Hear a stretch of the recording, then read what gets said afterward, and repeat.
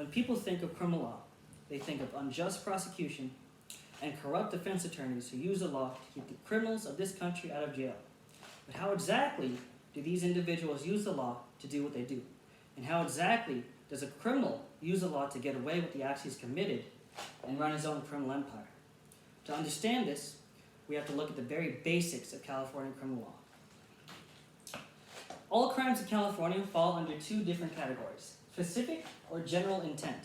Intent is defined as the premeditated mindset to commit a crime.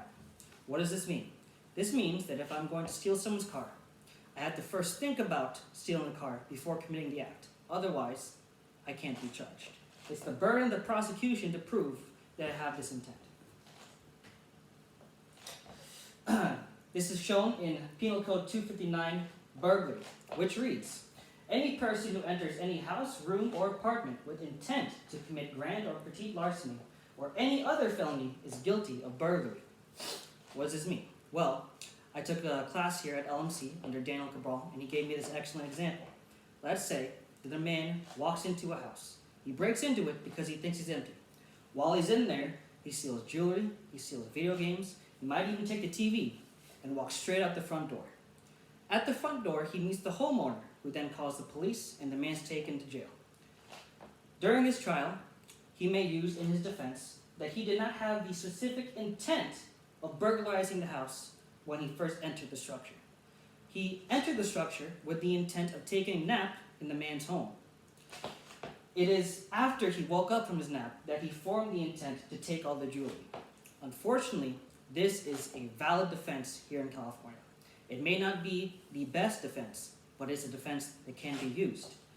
This can also be seen in Penal Code 214, train robbery, which reads, every person who goes upon or boards any railroad train, car, or engine with the intention of robbing any passenger or other person on such a train, car, or engine is guilty of train robbery. Again, intention being the important part of this crime. But who exactly cannot be charged with a crime? Well, obviously, people who don't have the specific intent cannot be charged with a specific intent crime. But California Penal Code 26 reads, children under the age of 14, the absence of clear proof that at the time of committing the act charged against them, they knew its wrongfulness, cannot be charged with a crime. What does this mean? This means I can pay any 14-year-old kid to go out and rob a bank. If he gets caught robbing the bank, all he has to do is tell the officer, all day I play video games. I play Grand Theft Auto. In this game, I partake in multiple heists on banks every single day. I didn't know that robbing a bank was wrong. The kid just got off scot-free. He can only use this once because after his trial, he should have known at this point that it's wrong to rob a bank. But for that first offense, he could be scot-free. But what about subsequent offenses? Well, that falls under California 3 strikes law, also known as 25 to life. So let's say I commit a burglary. I then get convicted and sent to prison. When I get out, I haven't learned my lesson. I commit another burglary, and then I get caught and convicted. My sentence is now doubled the original conviction. Let's say I still haven't learned my lesson. I go out again, and I commit another burglary.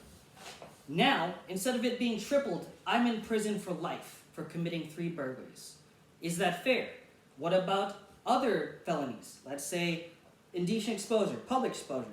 Let's say I walk out into the street, and I'm fully naked. I get caught 3 times doing that just because I like it and I think it's funny. Does that mean that I should be in a life sentence in prison? With all this, I want you to ask yourselves, is criminal law here in California inherently corrupt?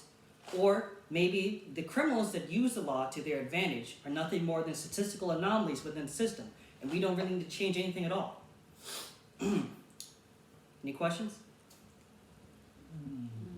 Yes. Criminal law is not right.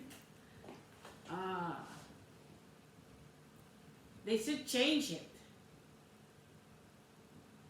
I think they should change one thing, like the 3 strikes thingy. Hmm? I think it should be like 10 strikes. 10 strikes. Mm-hmm. Okay. Anything, Dad? 10 strike is too much. 3 offenses is a good one. Well, You have to learn your lesson in 3 You have offenses. to include as well as the criminally insane or the people that have mental illness. That's right. They can't be charged with crime, but I didn't put them in because there wouldn't be enough space. Okay. That's a good thing. Are we good? But if let's say you are physically insane Mm. and you commit it over and over and over, Mm. what will happen? You'll You have repeatedly get sent back to the insane asylum that looks over you, or But whatever let's treatment they say, have you let's on. say the person is, when they are inside and they get better, they get whatever it takes to make them better. They go out again and do the same thing. What will happen? Are you saying if they get treated and they're no longer insane? Yes. Well, if they're no longer considered sane by an expert, then they can be charged with a crime. They can. Yes. But if you have schizophrenia, you're not just gonna magically not have schizophrenia. Yeah, but what I'm saying is, let's say you know what you're doing, and you know what it is.